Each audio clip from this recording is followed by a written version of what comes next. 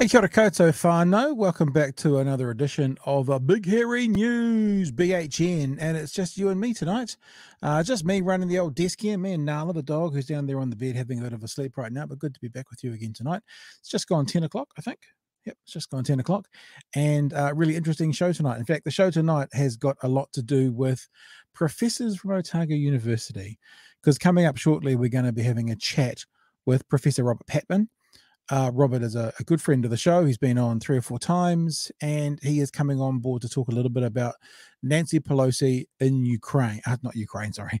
Nancy Pelosi in Taiwan. The reason I say Ukraine is that I've already had the conversation with Robert, and one of the things that was interesting from it, which you'll see, is the connection between Russia invading Ukraine and what's happening between China and Taiwan. And I don't just mean a parallel as in if China goes into Taiwan, it's like Russia going into Ukraine. It's actually more specific than that between what the two leaders of Russia and China kind of agreed to. So we've got that coming up for you. That'll be the first part of the show. We're also going to have a bit of a look at the cost of living situation at the moment, the payments that have been going out. Now, I know for those of you who are with us fairly regularly, you might have heard us talking about this over the last couple of nights. However, today, I should say, I think is the first time that actually Christopher Luxon has got into the mix. Nicola Willis has pretty much been handling it up until now. Christopher Luxon was on a couple of conversations this morning on TVNZ and the AM show talking about it. We want to have a look at what he's got to say about it, being the big dog in the party, being the man who's going to, the man who would want to lead the country, see if he's got any directional changes compared to what we've been talking about so far.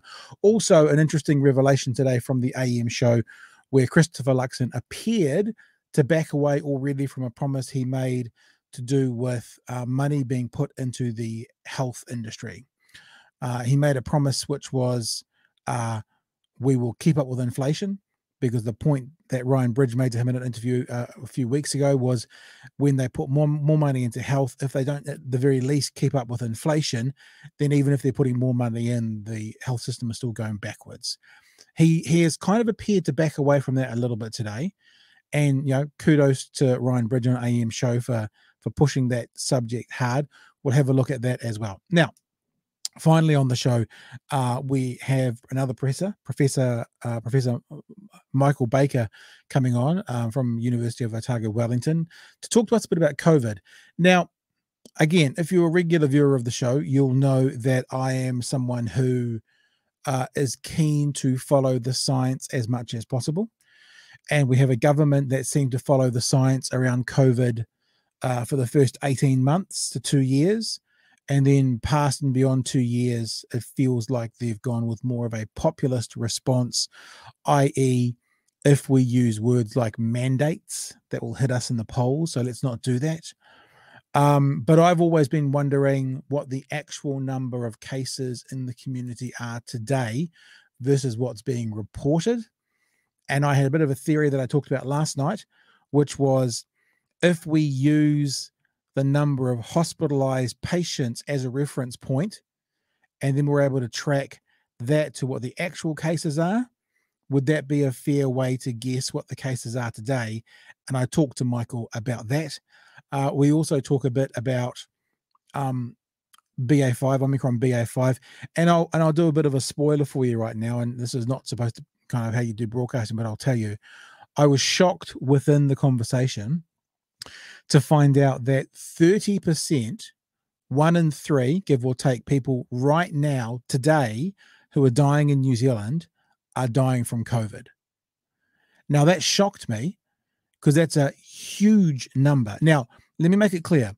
That doesn't mean 1 in 3 people for the whole year, because there's been times in the year where the death rate's been lower, and we hope that there's going to be times later in the year where the death rate is lower again. But I was shocked to hear that right now, although we're all screaming for restrictions to come off, we're all being more relaxed, right now is actually the deadliest time it's been for COVID in New Zealand. More people are dying of COVID now, today, as we speak, on this day, in this week, than have died at any other stage per day in COVID.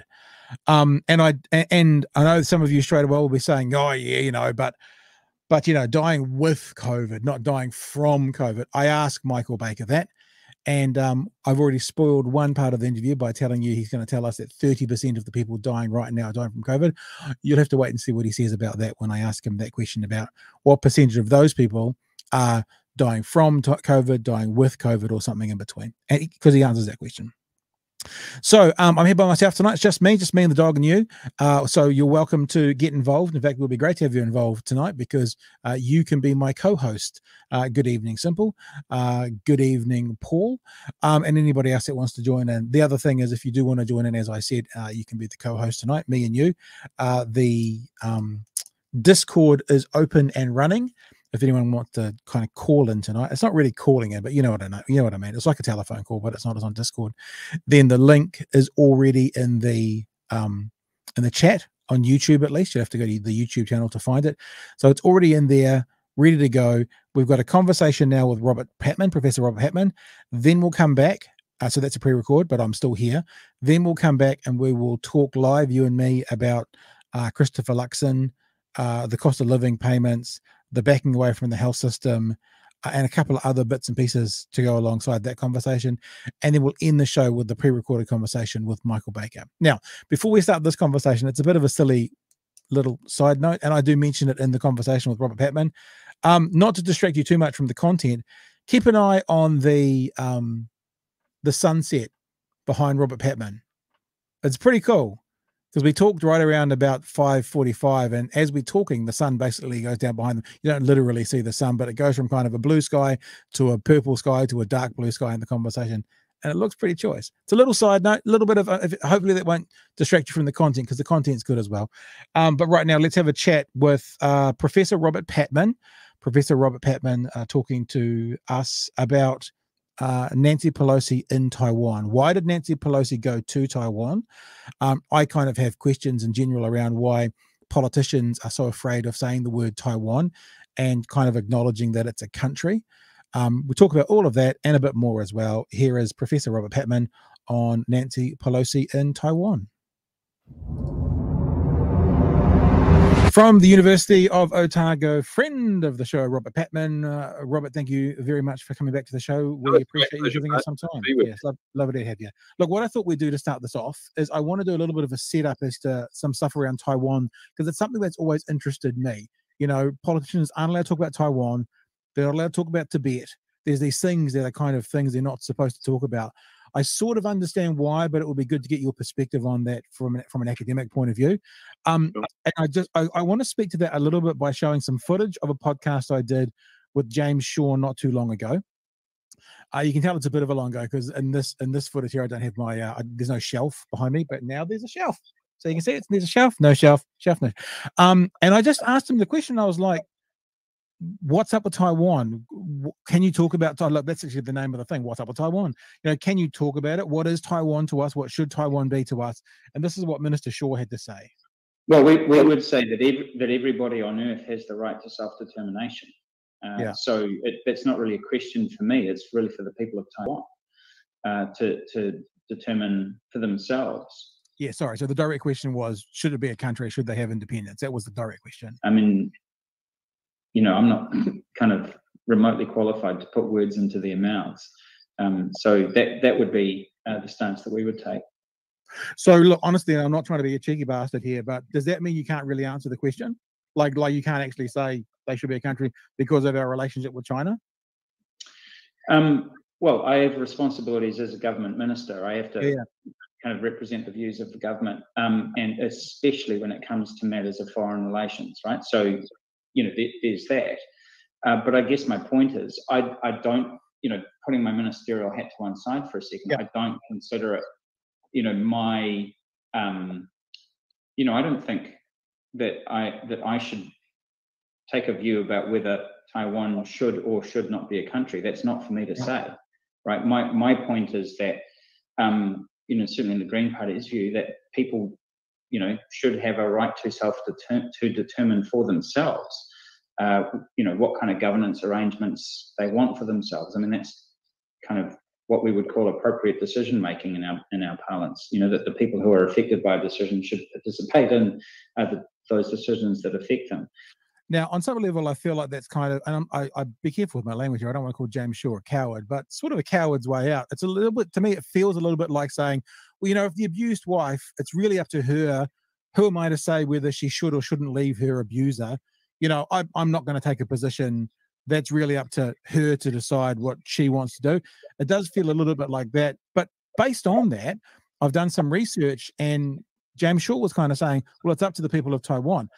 Research is pretty clear that the people of Taiwan both want independence, and 76% of them already think they have independence because of how they're living currently, not necessarily under China. So the people of Taiwan actually sort of feel like they are already independent.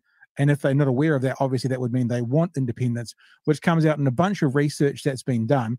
Basically, all the research up here that is around the 30% of respondents marker, all has to do with either maintaining the status quo, which is they think they have independence and decide at a later date, or being independent. The only anomaly to this is there's one down here that's at about 5%, which is independence as soon as possible. Now, in this obviously quite detailed graph, independence as soon as possible ranks quite lowly, along with all the ones to do with unification.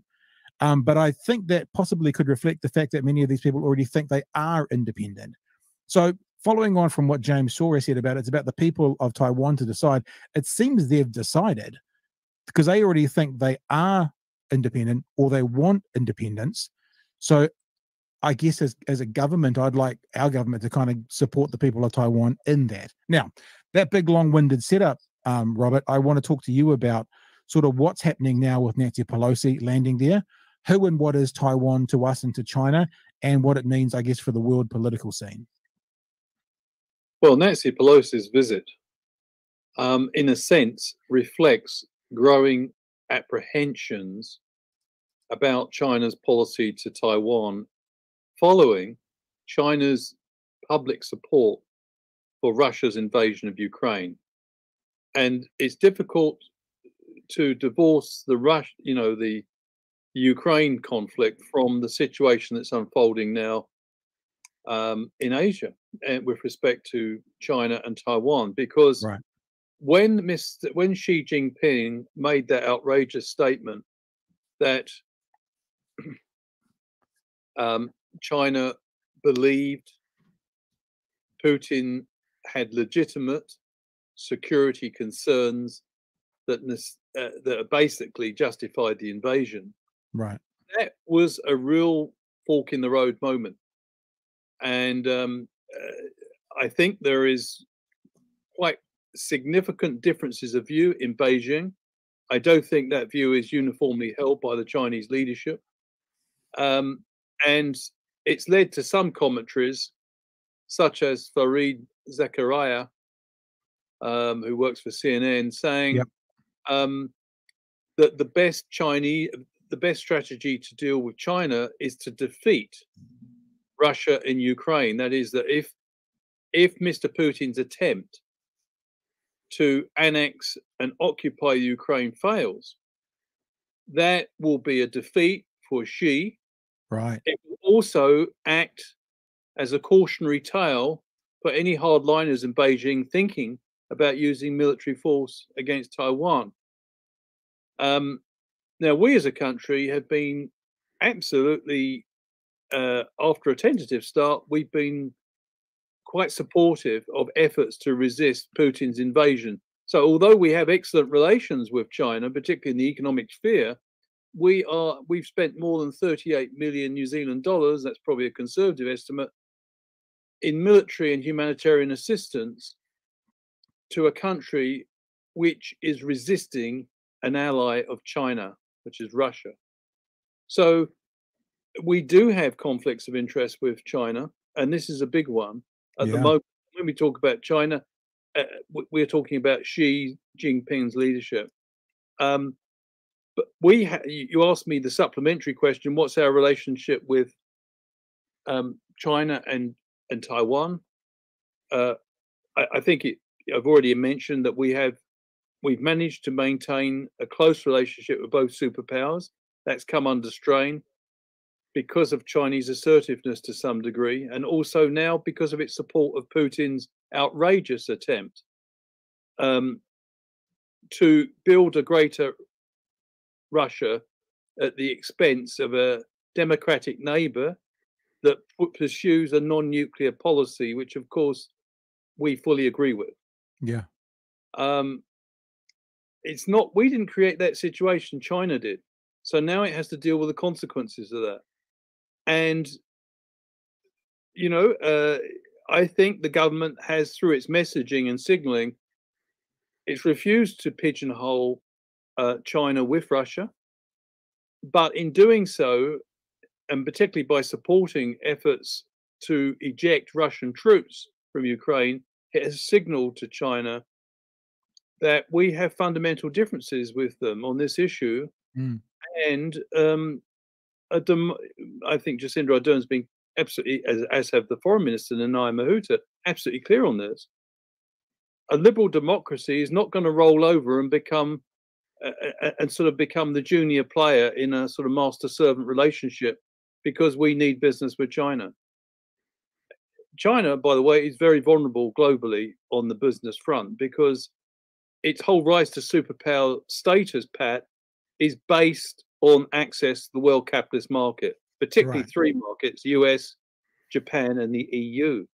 So China, if it does pursue a military option in Taiwan, could put all that at risk, which in turn could undermine the political legitimacy of the Communist Party, because the legitimacy of the Communist Party of China, ironically, rests on fruitful trade relations with many capitalist countries. So there's a lot at stake here, and I think that's why there was some unease in Beijing when Xi Jinping stuck his neck out and said that Putin's actions in Ukraine were legitimate. What's our relationship with Taiwan? Very good. Like the United States, we don't have diplomatic relations with Taiwan, but we have about everything else. Very good people-to-people relations, excellent economic relations, and strong political ties because of the president. Despite attempts by the mainland China, the Communist Party of China, to interfere in the 2016 election in favor of the opposition candidate, nevertheless, the current president, Tsai Ing-wen, prevailed. And she is a woman and relatively young, and like our prime minister, you know, so there's a certain degree of solidarity there. And I think Taiwan has demonstrated it's a self-governed, thriving democracy. Having said that, there's a one China policy being pursued by the United States, which recognizes that Taiwan and China are inextricably linked, and that Taiwan, you know, is part of China. Having said that, the Americans, it's an ambiguous policy. The Americans also recognize that Taiwan has a core right to self-govern. Right. And it does so on a democratic basis.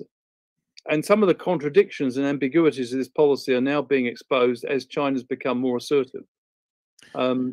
So we, I think, as a country, can pursue a reasonably nuanced policy, and we have been, but a lot will depend on how assertive China becomes. Yeah, I think we already signaled to China indirectly that we're not prepared to roll over on core values like respect for sovereignty and territorial integrity, and that's why we supported the Ukrainian government. But we've tried to have it both ways. We've signaled that we disagree with China in relation to the Ukraine, but we've also refused to put China in the same camp as Russia. Right. So it is a nuanced position, and it's intended that we, in this way, we can somehow navigate a situation in which many Western countries find themselves at odds with both Russia and China. Firstly, I was going to say, just for people who don't know, the sunset behind your head in Dunedin looks fantastic at the moment. You have a glow around you, have a halo around you, Robert. That looks amazing. I was wondering, is one of the differences between Russia and China that Putin really doesn't care about a scorched earth principle? He will burn it all down and leave nothing behind. But with China, are they just therefore saber rattling when they threaten military action if America visits, because they're aware that if they do that, then they obviously potentially suffer the ill effects of losing financial relationships with those three main regions that you talk about? Or, so I guess what I'm saying is, does China have enough nous about them to go, actually, we can make a lot of noise, but if we actually make that move, it's going to be more detrimental to us than it would be beneficial of gaining Taiwan back, where it feels like Putin's just gone, let's burn it all down. You know, I've got cancer. I'm on my way out. I'm going to burn it all down. Is there a difference between those two countries, do you think? So, but, as I say, I do think there is differences within the Chinese leadership. And at the moment, the person who's the paramount leader is calling the shots. But he will pay a big price if he gets it wrong over Russia. Yeah. What I would say is that a lot of people put Russia and China together. They have a tactical mutual interest in opposing the United States' dominance in the world, and particularly NATO dominance. They're both authoritarian one-party states. But Russia is in a completely different situation to China. Russia's state capitalism has not been as successful as China's form of economy. Right. China is legitimately the second biggest economy to the United States in the world, and probably growing. And the Chinese privately have contempt for the Russian economic system. Right. Russia's got an economy smaller than Italy's. It's 11th in the world. It's a wannabe. It wants to be a great power. It wants to be a superpower. But I'm afraid its army have been severely and somewhat surprisingly embarrassed by the staunch resistance of the Ukrainians and the incompetence of their combination of conscripts and professional soldiers in Ukraine. So I don't think China is going to die in a ditch over Russia, but they, like many authoritarian states, I think Xi and Putin have miscalculated with respect to the Western reaction. Okay.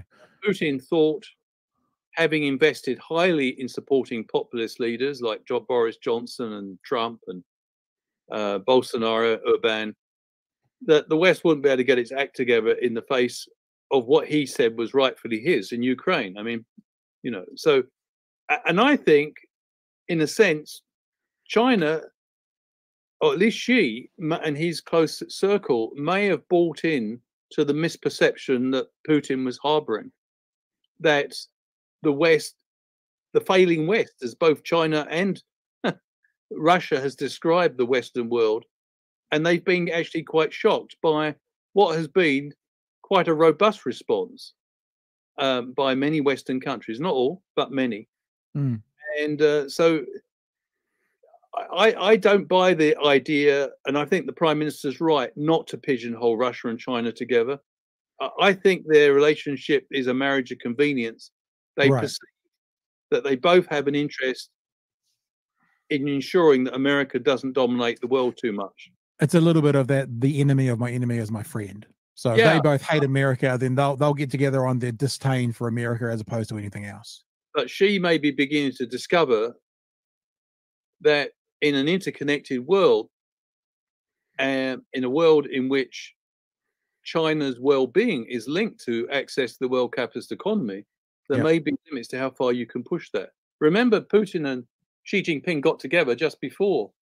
It was at the time of the Olympics, and in early February, it was mid-February, I think, when Putin went to China and apparently got the green light for the invasion of Ukraine. And they put together this very long statement about an alliance without limits. Well, it's interesting because rhetorically that may be true. And Xi Jinping, has surprised many people by coming out by saying that Putin's outrageous land grab in Ukraine is legitimate. Right. But you have to read the small print as well. China has not given, as far as we know, according to most American commentators, and not just commentators, Jake Sullivan, Mr. Biden's national security advisor, has said they have been watching the Chinese very carefully. And as far as they can see, China is very concerned about doing anything that would invoke sanctions against itself, because the Americans warned them, if they start really supporting the Chinese militarily, they can expect economic sanctions. And so it's interesting, he's talked tough in support of Russia, but actually hasn't done too much. And apparently when Lavrov went over there shopping for missiles, it was given short shrift. So, you know, it's an interestingly nuanced situation. And in that sense, I think New Zealand's position, not to assume that China is necessarily in Putin's camp. I mean, for one thing, China perceives Putin as a junior partner. So it's not going to be taking any orders from Moscow. So that's one thing. They do share an interest in trying to thwart NATO and American dominance as they see it. But you know, it's a finely balanced situation at the moment. I think quite a lot rests in relation to China and Taiwan on the outcome of the war, the conflict in Ukraine. That's really interesting. Look, just to come right back to the full circle and just ask a very simple question, because from the outside looking in, it looks like the Americans, or Nancy Pelosi in particular, is just basically making this trip to thumb her nose at China.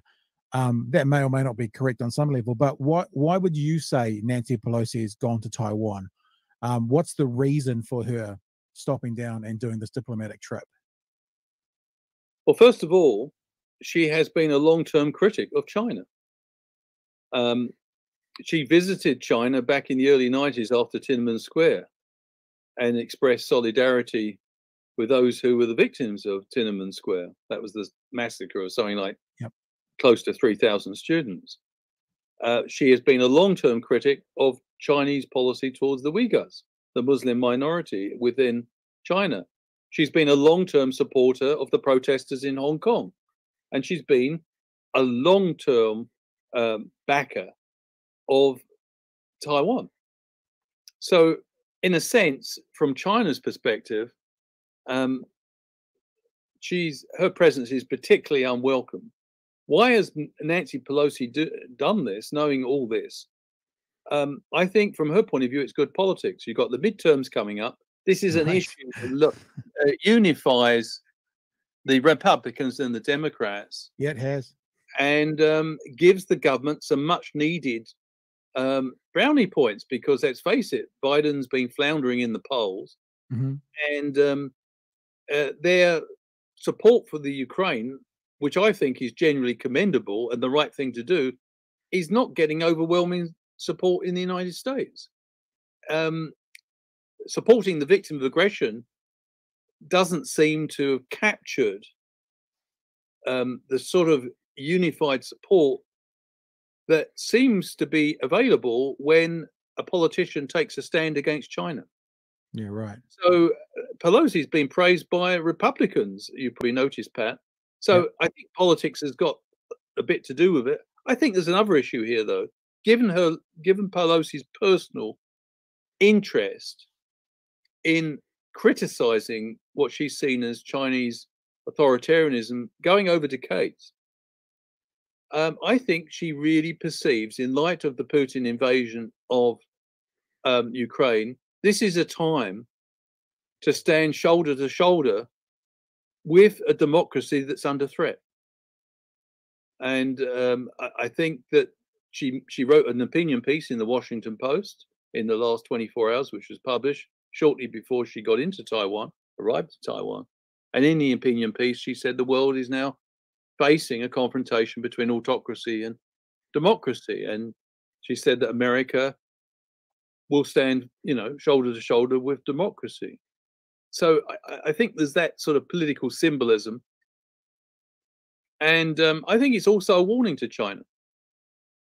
Although Biden didn't approve of this, he also said he didn't approve of Nancy Pelosi's visit. He also said she had a perfect right to go, which of course reflects separation of powers in the American system. There have been a few headlines saying this could be a bit of a headache to Biden.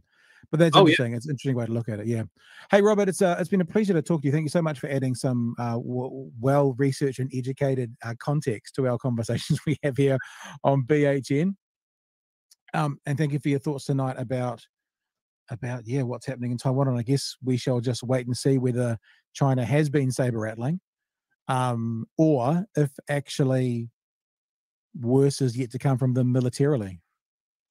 Well, the good news is, Pat, I think, is that Nancy Pelosi's visit will soon be over, which might diffuse the situation and therefore prevent the situation escalating to a sort of 1995 scenario where US warships went to the Taiwan Strait. So hopefully the crisis, I think China will feel they must make some sort of protest, and then there'll probably be, there are military exercises going on and military drills.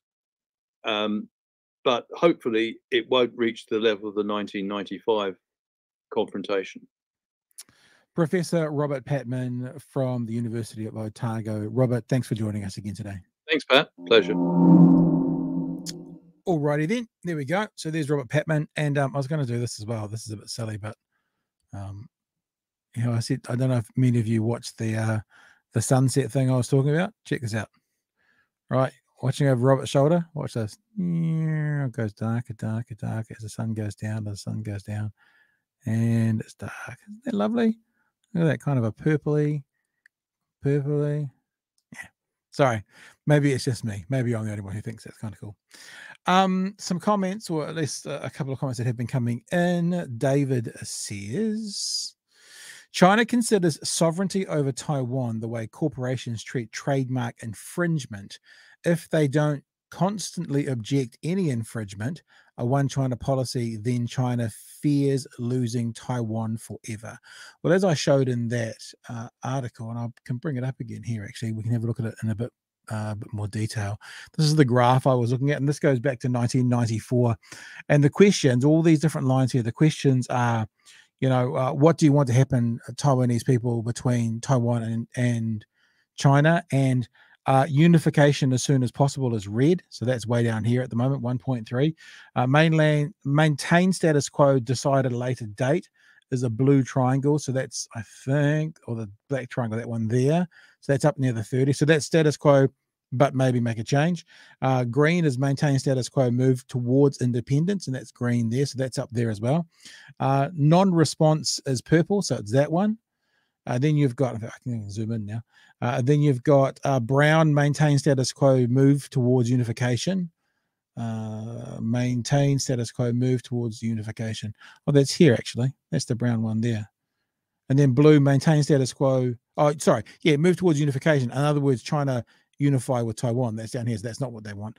Maintain status quo indefinitely is blue with a triangle, and that's up here. And as I said in the article, there's research that says some 76% of Taiwanese people think that they already have independence, so maybe that's what they're voting on. And the last one was independence as soon as possible, and that's right down here at about 5%. So that's an interesting anomaly. That says to me probably the respondents aren't aware they already don't have independence. Maybe, but you can see that there. Independence as soon as possible is the green line here, so it's quite low all the way back. That's 2007, that's 2000 here, and goes right back. So it never really gets up to 5-6% maximum, 7.8 there, but it seems to be hovering mostly around that 3-4-5% mark of respondents. So yeah, it's an interesting thing. And I think as I came to air tonight, I had a look at my phone, and I think Nancy Pelosi has just left Taiwan. We might follow this up tomorrow and find out a bit more about what it all means and what has happened with Nancy Pelosi in Taiwan, if anything. But we'll follow that as we go through. Okay, more comments that are coming in there. I'm just looking at my two locations. Right, let's have a look at Christopher Luxon. Christopher Luxon has had his opportunity today to talk to and have a conversation with, just trying to queue up my videos here, the cost of living payments. We know that for the last few days, National, especially Nicola Willis, has been pushing super hard on the cost of living payments being an absolute serious balls up. Well, I'm pretty sure that today is the first time that Leader Luxon has actually got into the conversation. And let's play a little bit of a part of the conversation that he had on TVNZ this morning about the situation. Well, look, to be honest, Matty, the cost of living payment is a total joke, and it's been a real shambles from go. I mean, this was made up on the fly. You've got people getting it that shouldn't be getting it. You've got 800,000 people that are entitled to it and are eligible that aren't getting it. And you've got a government that doesn't know what's going on. And the bottom line is this. It's actually taxpayers' money, not government money, that's being hugely disrespected here. People are watching your show this morning. They're waking up. They're going to work. They're paying their taxes. And the government doesn't seem to care that investment bankers in London and backpackers in France are actually getting this payment. So now just remember, we'll stop this as we go through a few times to reiterate, there is a 1% error rate, as we said last night. That means this policy or this payment is 99% correct, right? And there's a couple of comments within this conversation that I think could come back to haunt Mr. Luxon, and one of them is where he's talking about this is not the government's money, it's taxpayers' money, and he talks about it being disrespectful. And I just wonder if in the future, would he be Prime Minister if someone will not be able to pull this clip, someone like me, and go, how is this respecting taxpayers' money? Because one of his main points at the moment is this is not money that belongs to the government, it belongs to the taxpayer. Well, that's the same as any tax money, and that's the same as any money that any government spends at any stage. But this is the stand he is making, and I just wonder if some of the way he's selling this, if he becomes Prime Minister, might come back to bite him in the ass a little bit. You know, it's poorly targeted. It's not directed. There was a reason the IRD and the Treasury said this is not the way to go, and that was the advice they gave the government, because it's just not delivering the support that is needed to the right places. But clearly something needed to be done. The government couldn't just sit on their hands, and you yourself were calling for action.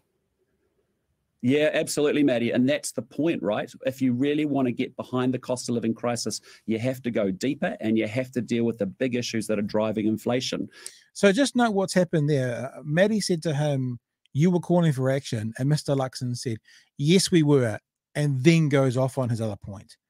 So they called for action.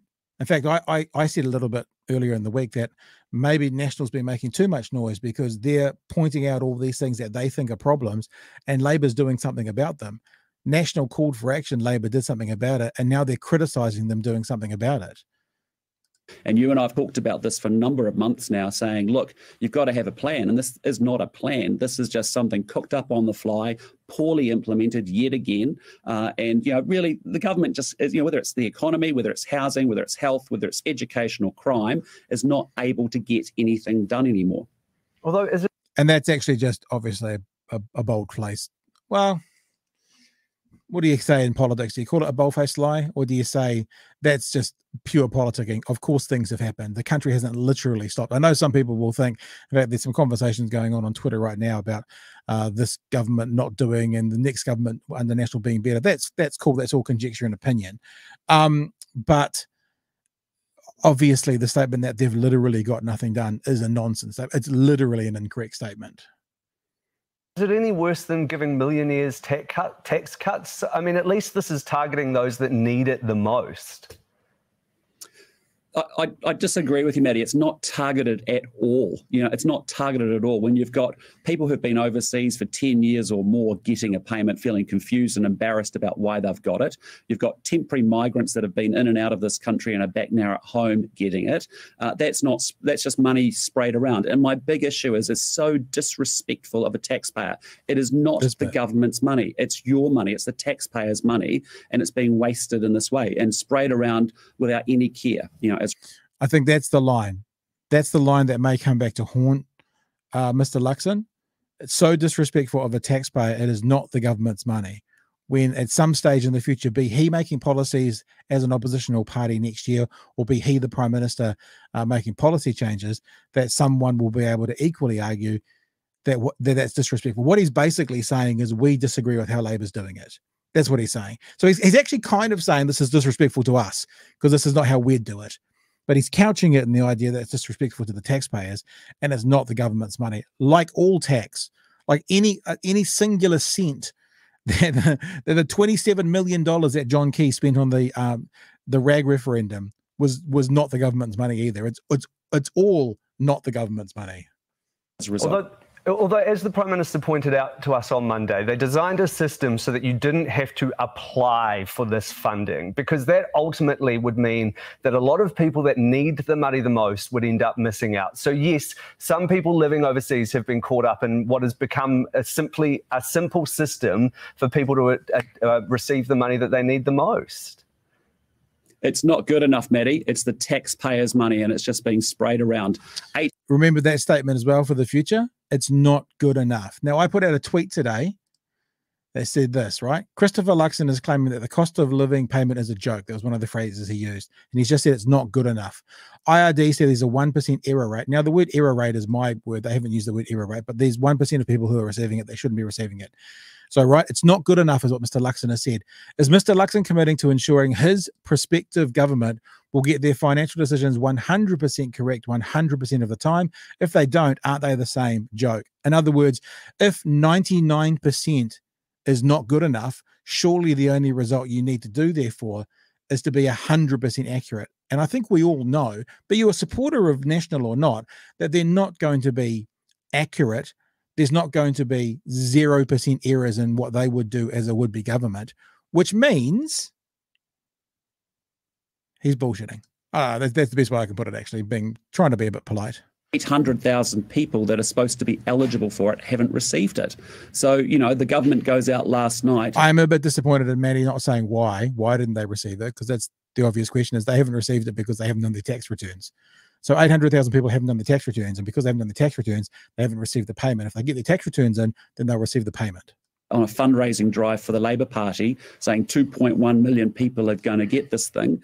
Only 1.3 actually have, and then they ask for some donations off the back of it. I mean, it's really a shocking implementation, and that's what we're seeing across the piece on this government. So, the bottom line is we need a proper plan, and this isn't a plan. It was made up on the fly under pressure from media and from opposition, and it's been poorly implemented, just like we've seen on education, housing, health, and crime. I do enjoy watching politicians when they just go to their talking points, get it in there 4 or 5 times, It's enjoyable. Now, look, a bunch of you have got messages in there as well. I'm not going to have time to get to them right this very second, but once I fire off Professor Michael Baker, I'll come back and have a look at what's been said, and maybe we'll try and get it at the end of the show. I nearly said at the top of the hour, like I'm working in radio.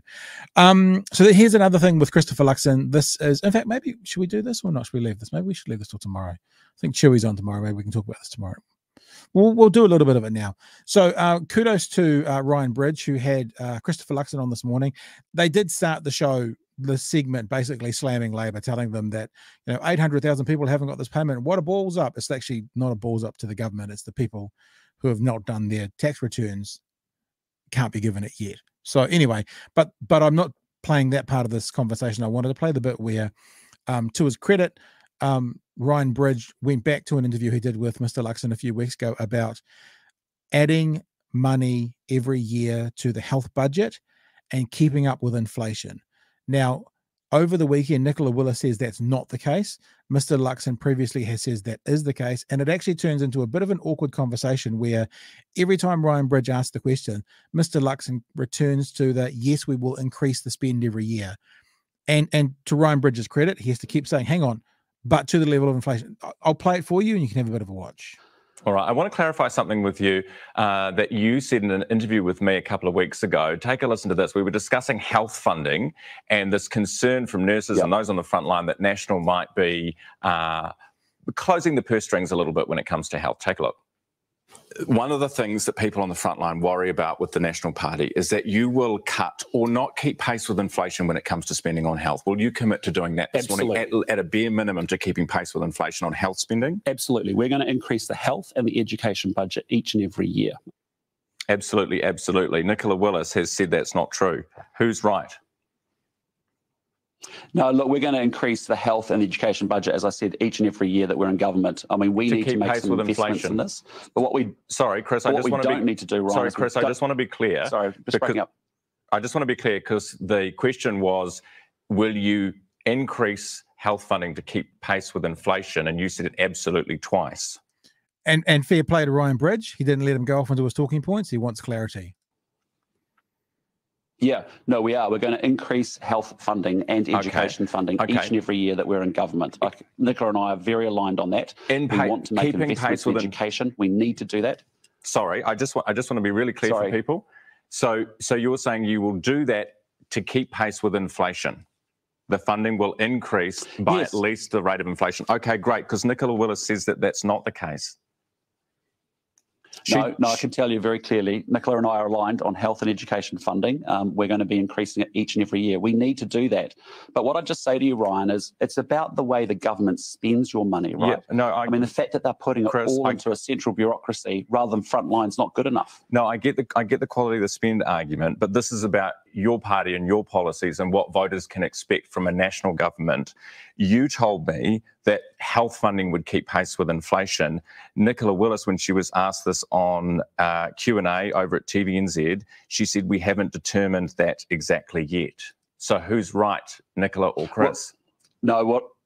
Well, we're both right. We're both going to make sure that we increase our funding on health and education. And I can tell you many years it will probably be ahead of inflation. Some years it might be behind, but over the long run, we'll be increasing health and education consistently each and every year that we're in government. And so that's actually, so he's saying different things here, because he's just said that they will spend it each and every year to keep up with inflation. But then he's saying some years it might be behind. So there are some mixed messages there. I do think some, to be honest with you, to give Mr. Luxon his dues, I think some of the media have been a little bit overly harsh on him, saying, you know, he's backing away completely from it. He's not backing away completely from it. He's just not being as clear as he needs to be to figure it out. But that's part of the optics of politics. He needs to be clear, and he needs to actually explain in great detail what he means. And this is one of the things, I guess, when a politician gives an answer and then goes into their talking points, you actually have to go, hang on, wait. You've given a yes, but there's a yes and here. Yes, there's going to be an increase, and we're going to continue to keep up with inflation. But I don't know whether Christopher Luxon was just going, yes, talking points, because that's what he sort of, not he in particular, but politicians do, or he was actually going, yes, I better not answer that thing about inflation. That's not 100% clear, but it does seem that he's not being as clear as he was several weeks ago. So that's, I had another page open today. Oh, I was going to say as well, we're going a bit long now, but that's all right. It is interesting to see, and this was a point that was made out there today, that it wasn't quite the honeymoon's over for National, but that perhaps the gaffes and the foot and mouth disease and stuff is impacting National a little bit, because in May of this year, they were certainly hovering around the 40% mark. And what you've seen within their polling is they've kind of trended down overall from around the 40 mark to around the mid-30s, 35% just in the latest Roy Morgan. And Labour has pretty much stayed exactly the same. In that same period, they were sort of around the 35, 36 mark for most of them, 2 out of 3, and they sort of are around the 34, 35 mark. The Greens also have stayed about the same, kind of 10%ish. But you can see perhaps where National has maybe lost 2, 3, 4 points has been picked up maybe by ACT, who are more around the 7 mark, several weeks ago, are now hovering around the 11 mark. So it's interesting just to see that this conversation and these things that people are pointing out, and maybe these, my word, foibles, the odd foible by Mr. Luxon, maybe it's impacting the polls a little bit. But of course, acknowledging the only poll that really matters is the poll in about 12 to 14 months from now, which will be the election. All right, we're going to move into the last part of the show at the moment. There are some comments that are in there. I will get back to some of those comments once we wrap the show. But I got a chance to catch up with Professor Michael Baker this morning, and we were talking a bit about COVID. And if you were with us last night, we wanted to talk a little bit about the spike in hospitalizations versus the spike in numbers being reported of COVID cases. My contention is, if we, and you'll hear me explain it in more detail on this, but if we look at where the hospitalization numbers are, and we track back to where those same numbers were being hospitalized when reporting was said to be better, surely the correlation between those hospitalization numbers and those daily cases should be similar. And what you're finding is the daily cases at the moment are far, far lower. And as we talked about last night, that's because people aren't reporting them. So we talk about that. We talk about a bunch of stuff, including new vaccines coming out.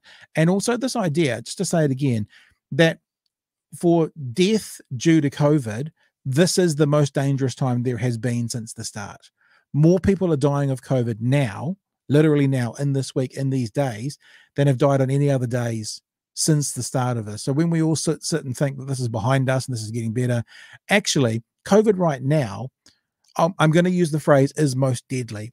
I don't necessarily mean is most dangerous to every individual, but more people are dying today from COVID than any other particular series of days through the last 2.5 years, which I didn't know and was a bit of a shock. All right, Professor Michael Baker from University of Otago in Wellington, chatting with us about the situation, the current situation with COVID. From the Department of Health, University of Otago, Wellington, Professor Michael Baker joins us. Michael, good morning to you. Morning, Pat. Doing well? Life going well? Yeah. We have been talking in BHN for weeks now about where are we really at with COVID? Where are we at? Where are we being told we're at? And what should we be doing? This kind of came to a height on last night's show, or a head, I should say, on last night's show, where we looked at an article, which I'll bring up shortly, but put out by Michael Plank and David Welsh and another colleague of theirs about what the hospitalization numbers were at the moment versus what the reported cases are. And in my mind, in fact, I might as well bring it up now, I'm sure you've seen it, but just to show other people. In my mind, Michael, seeing Omicron to Omicron, you would accept the same proportion of people to be hospitalized as were hospitalized in the first wave of Omicron. The first wave of Omicron hospitalizations, when they were around about 800, the cases per day being reported were around 14,000. At the moment, the cases being reported are around 7,000-ish. Is it fair to assume that it's about a half underrepresentation of that being reported? Is that a fair assumption to make, that probably the numbers are more, the actual case numbers are probably double to match what it was when there was 800 hospitalizations in March of this year? Yeah, well, look, I've read their recent paper on this, and I've been tracking these numbers very closely. And obviously, there's lots of different things going on. We think that the cases reported every day by people doing their RAT tests and entering the data are obviously under measurement of cases. Sure. And the reality is possibly twice as high, but certainly at least 50% higher than those numbers. There isn't any suggestion that that proportion has changed very much over time. There might be a little bit more fatigue setting in. But what has changed is that the risk of severe disease, which manifests as hospitalization and death, has risen this year. So BA5 or BA4 are having a bigger impact, but just based on the number of cases, but actually the severity of infection. One factor is that the age of cases getting infected has risen, and so while the risk of infection is somewhat less at the moment than it was in that first peak, the consequences are worse because of who it's infecting. And so even shifting the age up by, I think it's probably about 10 years, the median age has moved up. I haven't actually got that figure in my head, but that's enough to shift the balance. And all the time we are seeing, if you like, a form of equilibrium between the virus and us. And as the three partners in that are, of course, the organism, how it's changing, how we're changing, and that's predominantly our immune status. Mm-hmm. And the third thing is the environment. And the environment has both these behavioral and these physical aspects. How are we socializing? In what environments? Are we using masks? Is the ventilation good? So anything that shifts this balance results in case numbers moving up or down. Nothing makes it go away, of course, at the moment, and that's not going to happen, I don't think, with this virus. But at the same time, we're probably not going to see the massive spikes we saw at the start of the year, because we are accumulating more immunity, which is not always a good thing, because it means we're getting sick along the way. We're better to get our immunity from vaccine, of course. Yeah. Hey, I was wondering how you felt when you saw that photo of Jacinda Ardern maskless with all those young MPs. And subsequently, the week later, we saw Christopher Luxon at the in Te Puke, not talking about the Te Puke controversy, but about him going around the factory maskless as well. I've been someone who has been, encouraging mask usage, not on the same level as you, obviously, but from what we do and saying this is the best defense. To see the Prime Minister maskless amongst 150 people, kind of, to me, felt like a bit of a punch in the gut, even to someone like me who's kind of saying we should be wearing our masks. And this is this example that should be up the front chose not to. All the work you've done for over 2 years, how did it feel to you when you saw that photo and the subsequent, I guess, continued non-mask use by other people in the public eye? Luxon, we also saw the All Blacks at the airport. There's a story about them being maskless. What does that do for you? What does it make you feel like? Well, I mean, it's a missed opportunity, isn't it? One thing is trying to do the best we can. The other is also communicating what is best practice. And I gather, and I actually, when you saw other images of the youth parliament, they were wearing masks when they were there. And I think that's a requirement in the building. I do think in this instance, the photographer said, please take your masks off so we can see your faces. And people, I don't know if you've been in this situation, we're surprisingly obedient when photographers tell us to do things. And you say, sure, I'll take my mask off or whatever. I'll smile. I'll even wave hysterically, whatever. That's what photographers do. And I think that actually genuinely is what happened there. Right. But I think it's a missed opportunity when our leaders don't wear masks. And also, I think we all have a strong hypocrisy gauge. We're looking for that. We're looking for, I guess it's that overused word, integrity from our leaders. So we want you to do what we're doing, not just what we say. And we're going to model good behavior. That can get silly as well, of course. I mean, we do want genuineness in all of this, but it is challenging. I mean, those of us who are advocating for masks, we keep saying it's not perfection. We're not after you to wear a mask when you're in the shower. You've got to be. It's got to be sane, and that is. And I try to wear a good quality mask when I'm indoors with people who are not in my family group.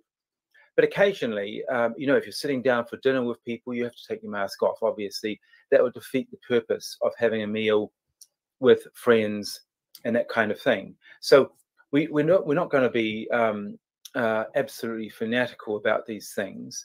But the thing is that you're in the realm of probability. You're trying to turn the tap down and beat the virus and slow it down. We can't stop it. But if we can turn the tap down 50%, that makes a huge difference. It reduces the number of people getting infected every day, and that in turn reduces those going to hospital and dying. It is as simple as that. Yeah. Hey, do you have any inside knowledge or any estimation or any understanding about more vaccine rollouts?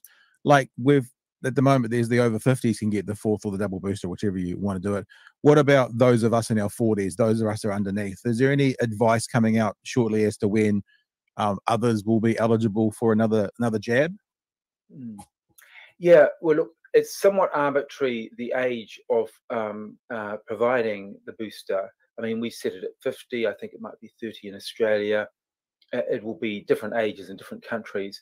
I think there is an element of need to prioritize, and that's just based on the fact that younger people have, unfortunately, I should say the opposite is your immune system does get senescence like everything else, and so you are just much more vulnerable, and it's almost an exponential increase in risk as you age.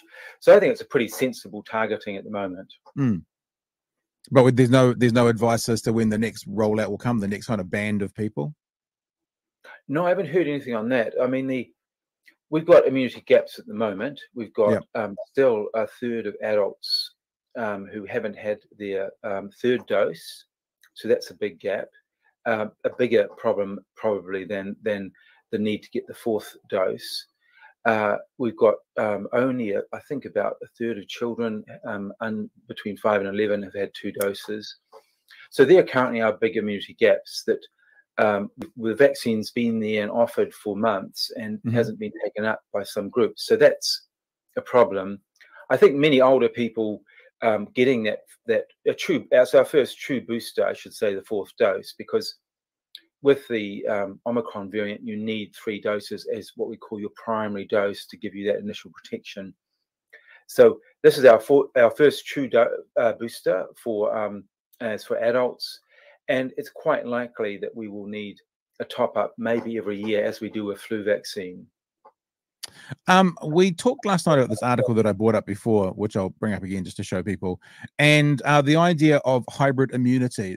Also, this article talks about immunity for those who have, previously been infected with COVID, and we had a little conversation amongst us morons going, what do they mean exactly by the word immunity in that situation?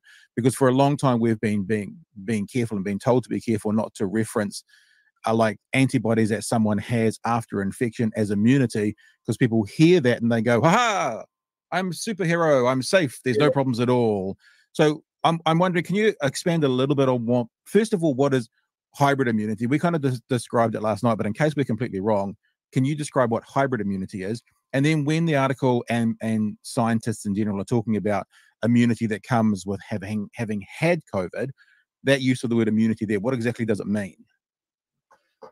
Yeah, immunity means that your immune system has had some prior exposure to a virus or bacteria or any microorganism, either the wild or natural version of it, or a vaccine, which tries to simulate that process. And the end result is that you've got 2 main components of your immune system: cellular immunity and basically antibody immunity. And they both help. And a good vaccine stimulates both. And all it means is that when you next encounter that, if you're vaccinated, when you next encounter that organism, your body is ready to go and you mount a very swift response. But you still need an intact immune system and a functioning one to do that, whether it's through natural exposure or through immunity induced from vaccine. Hybrid immunity is the idea that you get a broader and deeper and possibly more long-lived immunity if you're exposed to both vaccine and then the organism. And it could be in either order. You could get exposed or natural immunity, and then you get a top-up from the vaccine, or vice versa. Mm-hmm. But the suggestion is that does give you probably more complete immunity, because the vaccine targets just one part of the virus, the spike protein, whereas the actually getting exposed to the virus will target more or produce broader based immunity. And at the moment, there's a big effort to develop vaccines that cover more than just the spike protein, that cover other parts of the virus, so that might protect you from new variants better. Yeah, that was actually the exact question I was about to ask. Is there word in the community about the next iterations of vaccines? Because, you talk about the flu vaccine, or people often talk about polio. It comes up on my show quite a bit because my dad had polio in 1948. He got it then.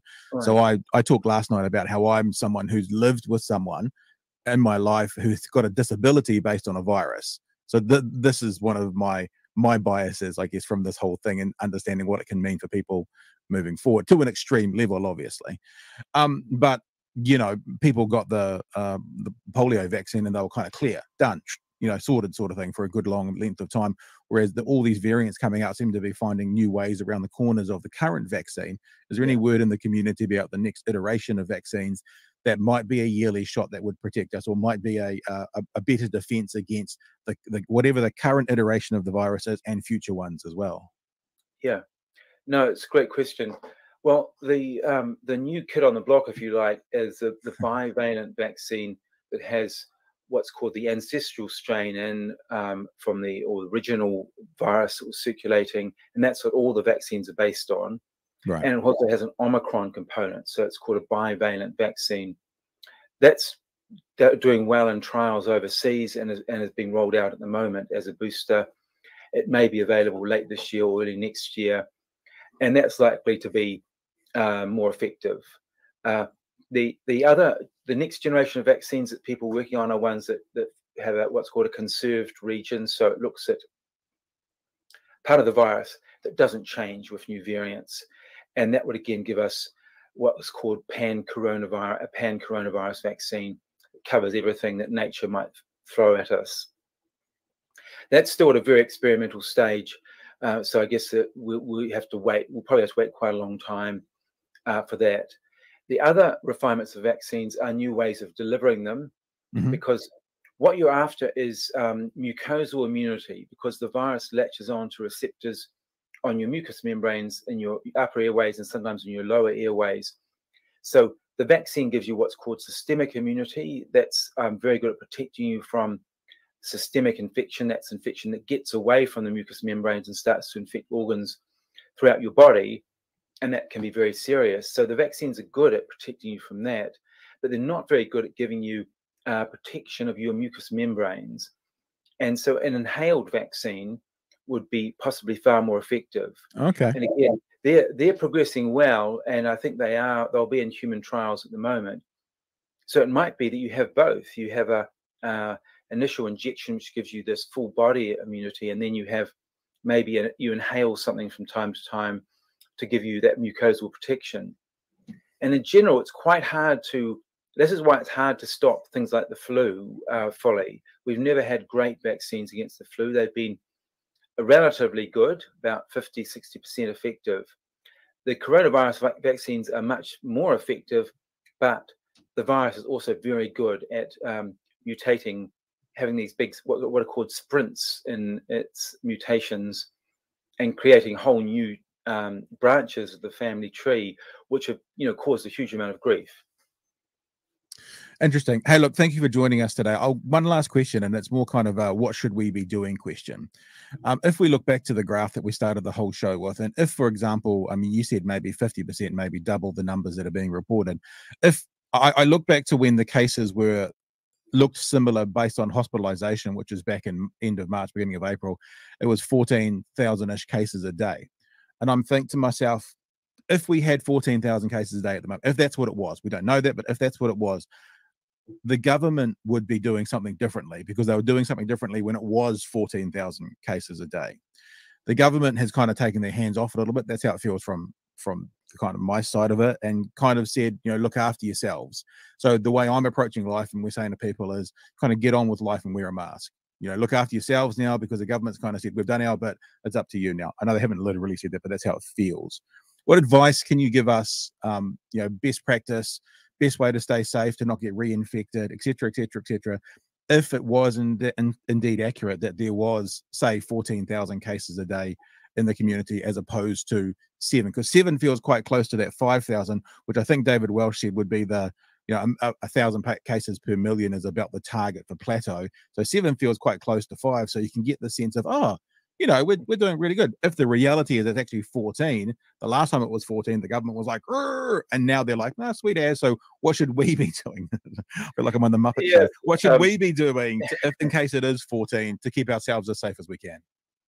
Yeah, and look, the other figure I'm looking at is the mortality rate, which is higher now than it's ever been. And we've just had our most lethal week since the start of the pandemic, where the moving average is up to 38 deaths a day. Now that you need to take 20% out who will be incidental, but it's still over 30 a day. If we run at that rate for the rest of the year, I should say that is 30% of all deaths in New Zealand at the moment are being caused by this infection. Wow. And that's quite shocking. It's way ahead now of heart attacks and cancer as a killer on any one day. So that's a number I find very worrying. But it won't carry on at that rate. We will see numbers drop down, but they've never been below 10, a moving average of 10 now since this really early on in Omicron. So just spread over a whole year, that's going to add at least 10% to our mortality rate in New Zealand. So that's 10 times the road toll, and at least 5 times more than die from influenza. So we really don't want the virus wearing us down in that manner and that intensity. So in terms of what we do about it, we're still back to the big 3 things, and I think these are emphasized over and over again. You really have to be vaccinated and boosted, so that if it does 2 things. It slightly reduces your chance of getting infection, but it greatly reduces the consequences of infection. So I just think that's essential. The second thing is, if you are sick, you have to stay at home for at least 7 days, and you are actually still infectious, in many cases up to 10 days. So you need to wear a mask for those next few days as well. That's really essential, because that means you're not going out and infecting other people. And the third one is minimizing transmission indoors. And we know what that's about. It's wearing a good fitting respirator type mask. They're very effective. And if everyone's doing it, it's source control. It stops you firing out droplets. And it also gives you some personal protection. And the other thing is, shifting activities to well-ventilated spaces. And I know my colleagues now walk around with these little CO2 meters, and it's actually, you don't need these all the time. I mean, it's a bit of a party trick, pull out your CO2 meter and watch how the levels go up. And we are really intrigued that if you're having a meeting, you have one of these, you're wearing a mask, you have one of these on the desk, and if the CO2 levels go up, you open a door and the levels drop again. And it's just, we're all learning more about what does a safe indoor environment look like. And the great thing about ventilation and mask use is you can do everything that you like doing. You can go to music venues, you can do everything, but just have some idea, some consciousness about the environment, the fact that we're rebreathing other people's air. And some people have said that one of the great revolutions of public health was realizing that water transmitted infections and clean water was still the biggest life-saving advance in human history. But one of the second ones was the idea of clean food, not having it contaminated. I think we're looking at another revolution in thinking, and that's about clean indoor air and external air as well. And that may be one of the big legacies of the pandemic. Hey, thank you, Michael. Just one point of clarity. When you're talking about deaths, 38 deaths a day, because at some stage, how they were recording deaths was changed. Is that considered 38 deaths caused by COVID, or does that include the ones that people die with COVID? Like, just for clarity.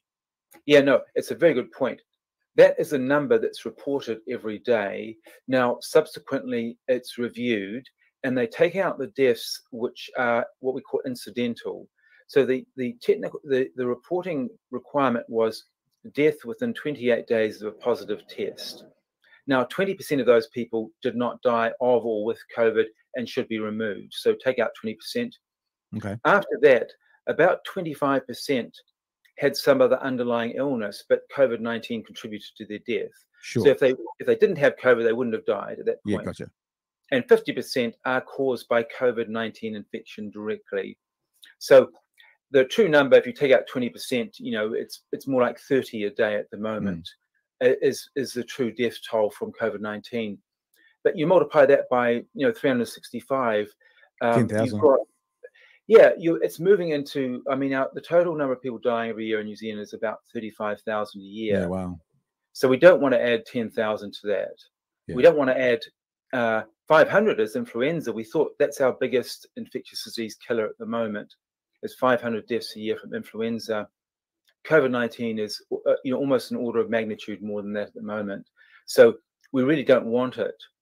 And we can turn that tap down with the things we've been talking about. From the University of Otago, Wellington, Department of Public Health, Professor Michael Baker. Michael, thank you so much for joining us. I know there was a bit of a connection for us to get together, but I very much enjoyed that we finally connected. And thank you for answering all of my ridiculous questions. It's been a pleasure. Thanks, Pat. No, great questions. Thank you. Alrighty, mighty. Well, there you go. I think I can, when I edit things, when I watch things, I can go, oh, there's a clip, oh, there's a clip, oh, there's a clip. And I think I can see a couple of TikToks in there. That thing about it's been the most deadly week. I mean, had you heard that anywhere else before? This has been the most deadly week from deaths from COVID of the whole pandemic. This has been the most deadly week. I haven't heard that anywhere. I think that's terrifying. Not terrifying in that it's going to stop me doing anything, whatever, but I don't hear anyone talking about that. This has been the most deadly week of COVID deaths. And even if you take that 38 a day, and you take that, even if you only take the half that died purely of COVID, so you've got that 20% that didn't die from COVID, the incidental, but then you've got 30%-ish that died, they've got comorbidities. And if they hadn't have had COVID, they wouldn't have died. Even if you take them out, we're still talking 20 a day. 20 a day is 7,000 people a year. And I think Professor Professor Baker just said that 500 a year die from influenza. And that's, I'm only talking about the people who are dying from COVID, like literally from COVID with no comorbidities. So when I heard that, if you don't follow me on TikTok, you should go follow me on TikTok, just at Pat Brittenden, the same as my Twitter and all that kind of stuff, because I probably will turn that. I might even stay up tonight and turn that into a TikTok tonight, just to let people know what's going on. Now, who said it in the chat? Someone said it in the chat. Someone said it in the chat. Someone said it in the chat. I can't remember who. NZ Heretic on the Discord though has. I want to say this, and Heretic, this is no disrespect to you. This is purely because I haven't read. I mean, what I've glanced at so far all looks. I'd be pretty okay to stand alongside it, but because I haven't actually read through it all correctly, like I haven't actually run my over, I'm very careful with information and data. You guys know me. I want to make sure my data is right. But Heretic has put some stuff up on some numbers, etc., up on the Discord. I keep thinking, what the hell is that thing called again? On the Discord. One of the items says updated vaccination status of COVID graph for the week ending 25th July. Per capita, the unvaccinated, I think this is out of the US, the unvaccinated have 3 times the rate of hospitalization of the double vaccinated and 4 times the rate of death. Yeah, that stat hasn't really changed the whole time we've been doing this COVID thing.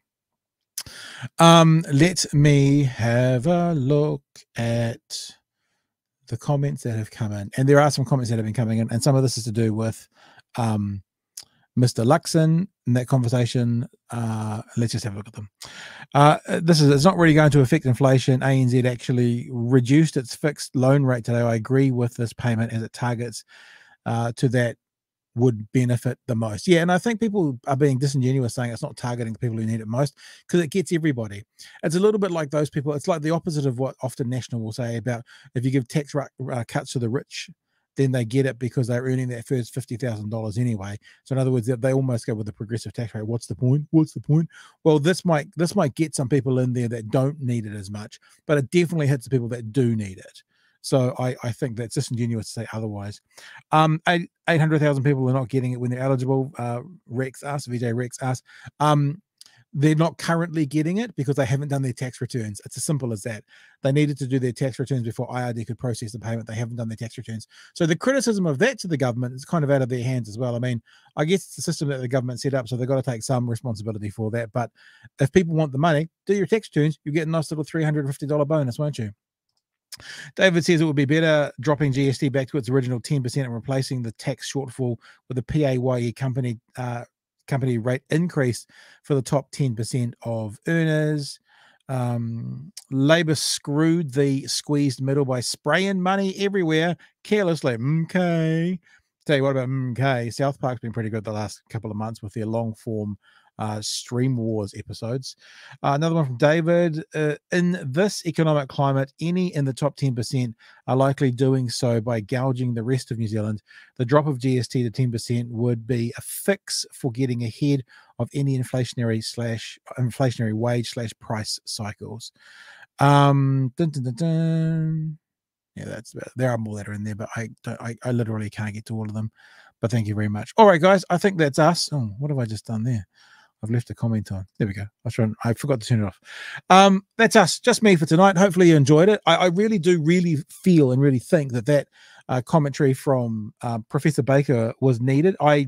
When I speak to someone, I go, oh, is this something that they're saying everywhere, or is this new information? Because as a broadcaster, I kind of go, oh, it'd be kind of nice to put something out that other people haven't necessarily heard about. And I'll tell you something. I don't think that's been said elsewhere yet. I mean, if it has, it hasn't been said many places. So that idea of this being the deadliest week of COVID, I think is something that needs to go around. If you go to our YouTube channel, which is where you are right now, the Michael Baker clip is already up there. It's been up there since 3 o'clock this afternoon. I kind of went, well, I think this is important, so I put it up early. So Professor Michael Baker, COVID is responsible for, quote, 30% of all deaths, end quote, right now, which is what he said. The full episode is there. And there's also the Professor Rob Hatman ones up there as well. But I'm also going to turn this, which is a 23-minute conversation, I'm going to turn it into probably a 2-minute clip of that exact comment. So as I say, if you're not following me on TikTok or on Twitter, if you do that, you'll be able to grab it. And if you think it's important to pass it on, you'll be able to pass it on. Someone's asking about my headphones. No, look, there's a wire. There's a wire. I thank you, VJ Risk. I enjoy whiskey. And actually, thank you for the super chat. I appreciate that. I've got a big bottle here sitting right beside me all the time. Paddy's Irish whiskey. Actually, what else have I got? I've got my gin. There's my gin back there. Cadrona, that's a local Otago brand. Cadrona gin. It's beautiful. And I'm not a big vodka drinker, but Cadrona do this vodka. It's called The Reed. Beautiful. And it's infused with banana, actually. And although I've had it for a while, the banana smell is a little bit less than it was. It's a beautiful drop. I'm not actually that much of a spirits drinker, but it's the banana infused, but is utterly gorgeous. It's quite delightful.